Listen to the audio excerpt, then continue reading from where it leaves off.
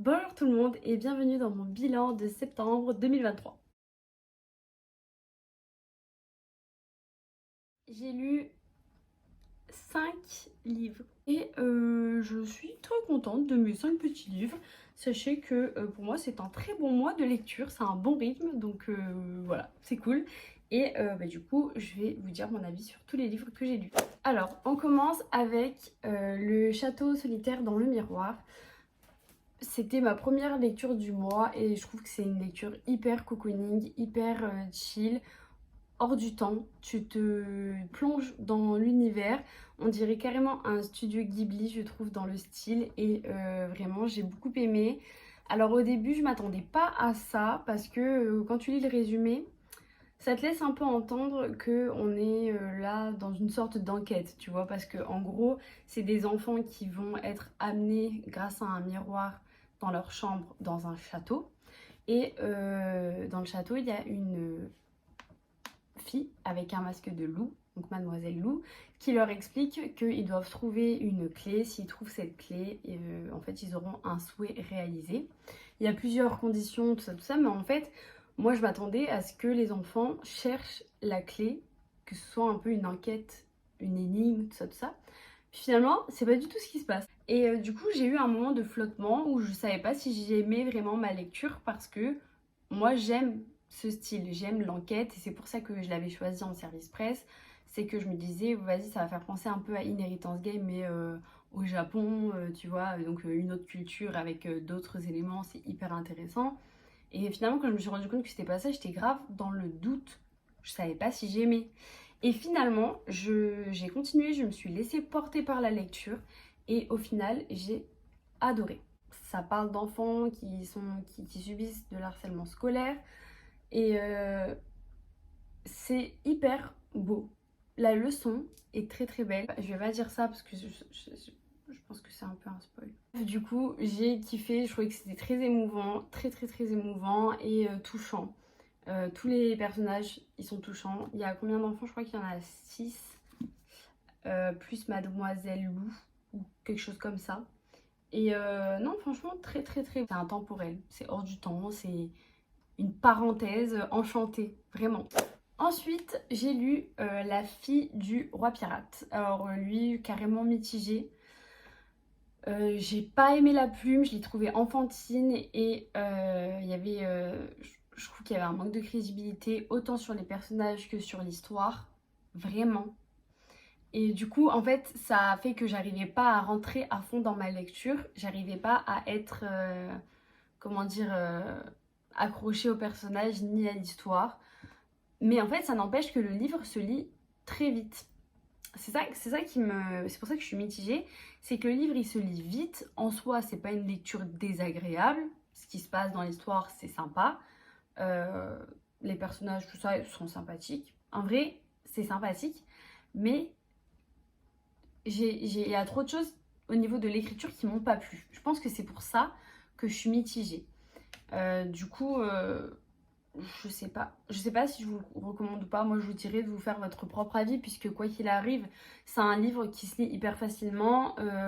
Si vous aimez les histoires de piraterie, je pense que ça peut carrément être votre botte.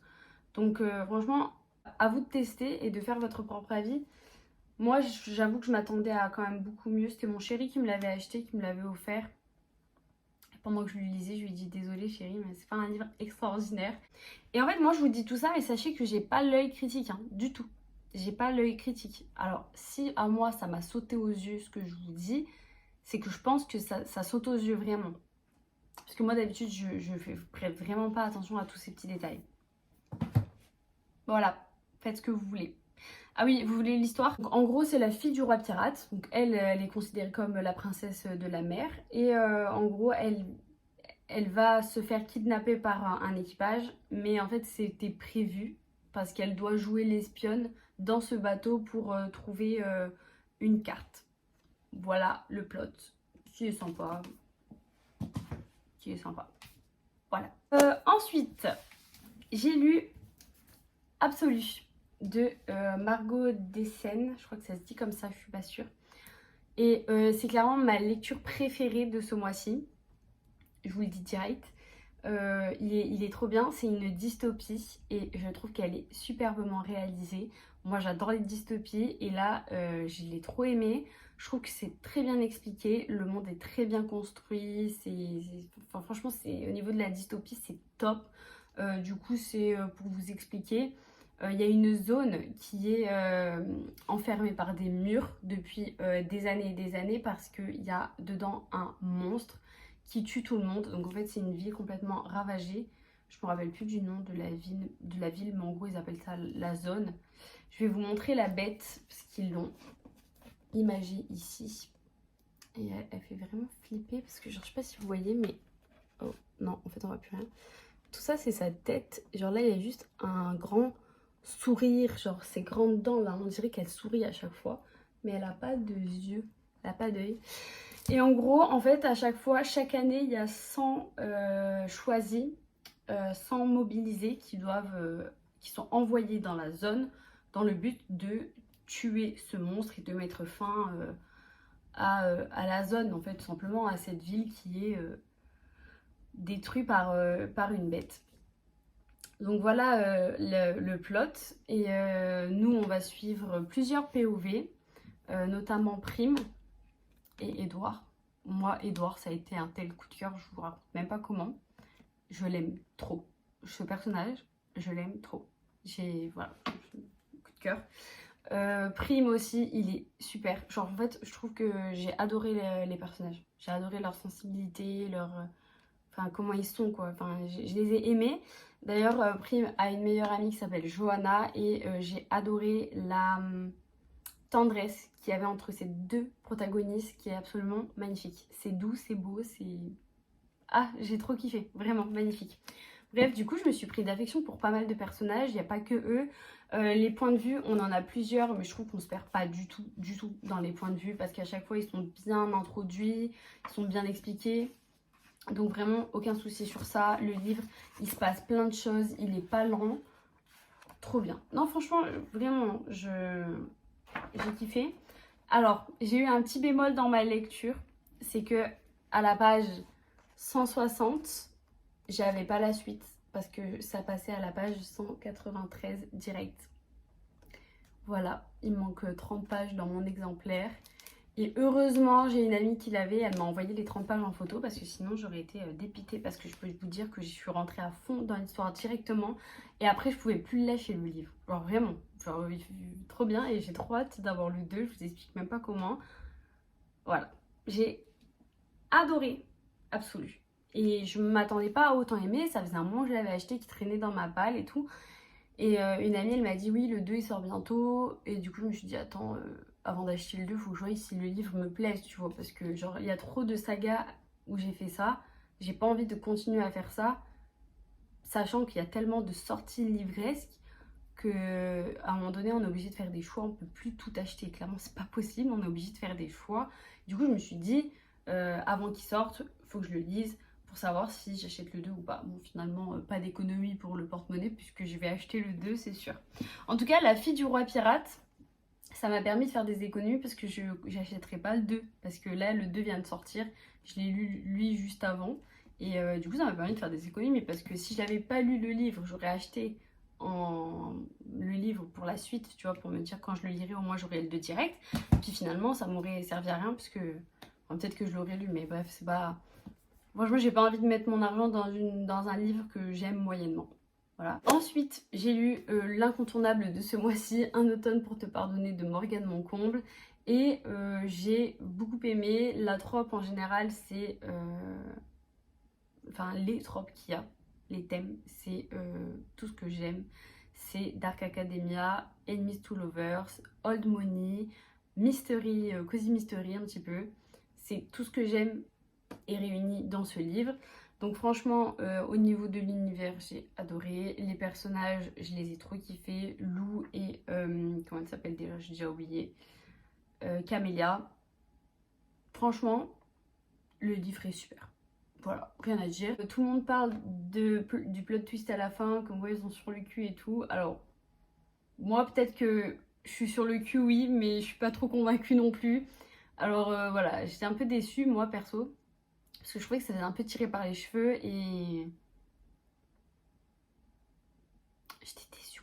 franchement j'étais déçue, je sais pas, c'est pas ce que je voulais et en plus je trouvais que c'était, enfin je me dis j'ai du mal à croire à la crédibilité de ça parce qu'en fait du coup dans le livre elle nous donne pas certaines informations pour pas qu'on puisse deviner le plot. Tu peux pas le deviner quasiment. Si tu le devines, franchement t'es fort. Donc du coup il y a des informations qu'elle nous donne pas pour pas qu'on puisse deviner le plot, mais si elle nous avait donné ces informations, on aurait pu deviner le plot et on aurait pu se dire surtout c'est pas possible. Voilà. Mais ça n'empêche que, c'est juste la fin du livre que voilà, c'est juste le plot que je suis en mode ouais bon d'accord. Mais sinon la lecture en général elle était trop bien. Voilà, j'ai kiffé, genre vraiment j'ai kiffé, je recommande à fond le livre, vraiment, vraiment. Pour moi c'est pas ce petit détail qui fait que le livre est pas bien, pas du tout, c'est juste mon avis perso. En plus j'ai l'impression d'être la seule puisque tout le monde a kiffé, tout le monde est sur le cul, donc franchement à la limite prenez même pas mon avis en compte. J'étais pas chaude pour le Bully to Lovers, vraiment pas du tout, c'est pas trop mon délire, mais comment c'est expliqué et tout, finalement ça m'a pas gênée, donc voilà, vraiment vraiment cool. Pour finir j'ai lu Ces plaisirs violents de Chloé Gong, cette beauté qui était dans ma palle aussi depuis quelques mois maintenant, et j'ai fait un sondage sur Insta, vous avez choisi cette lecture pour moi. J'avais mis Atlas X, Belladonna, Ces plaisirs violents et Ce royaume tissé je crois. J'avais mis ces 4 là, vous avez choisi celui-là. Et honnêtement merci parce que j'allais pas le sortir de ma palle tout de suite c'est sûr, parce que pour moi c'est une fantaisie et les fantaisies il faut vraiment que je sois dans un état d'esprit de j'ai pas peur de me lancer dans un monde, tu vois. Et pour moi c'est pas toujours que je suis dans ce mood là. Par contre quand ce mood est débloqué c'est bon, c'est une dinguerie. Mais du coup vous m'avez un peu poussé à y aller. Et je suis très contente parce que effectivement le monde est un peu compliqué à comprendre. On est en Chine, à Shanghai en 1920 et c'est pas du tout le Shanghai qu'on connaît maintenant. C'est complètement différent et je trouve qu'au début c'est assez compliqué de comprendre où on est. Vraiment, parce que on est donc à Shanghai et ça on le sait, mais il y a vraiment beaucoup de cultures différentes. Il y a en gros les Français, les Britanniques qui essayent de coloniser un peu à leur manière des parties de Shanghai, de la Chine. On a deux gangs qui se font la guerre, les écarlates et les fleurs blanches. Les fleurs blanches, ils sont russes. En bref, en fait, il y a beaucoup de nationalités qui se côtoient et t'essayes, toi, de comprendre le rôle de chacun là-bas dedans. Mais en tout cas, c'est Shanghai et c'est vraiment, vraiment n'importe quoi. Genre la ville, c'est n'importe quoi. Dans tous les sens. Genre niveau de la propreté, enfin c'est pas propre. Les gangs, il y a des meurtres partout. Au niveau de la perversion, enfin plein de choses. La ville, elle est au plus bas, clairement. Et nous, donc on suit Juliette et Roma qui sont eux les deux héritiers des deux gangs adversaires. Juliette, c'est l'héritière des écarlates et Roma, c'est l'héritier des fleurs blanches. Et donc clairement, la trope, c'est amour interdit. Hein. Vous le dites direct. Et super bien fait. Vraiment super bien fait.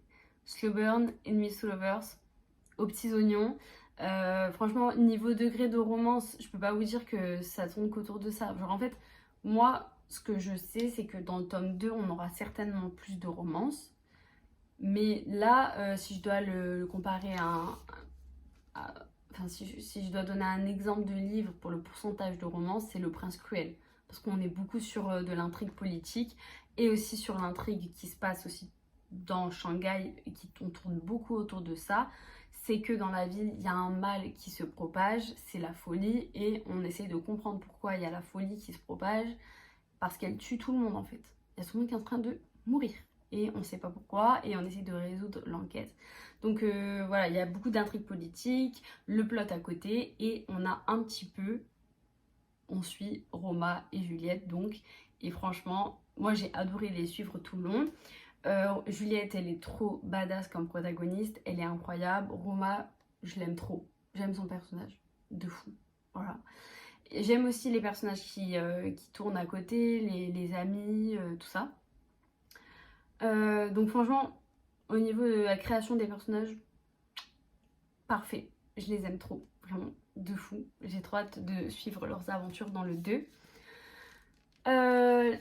L'intrigue, elle est bien travaillée. C'est un beau world building au niveau de l'intrigue, franchement. Et du coup, on veut savoir l'intrigue, on veut savoir ce qui se passe dans cette ville.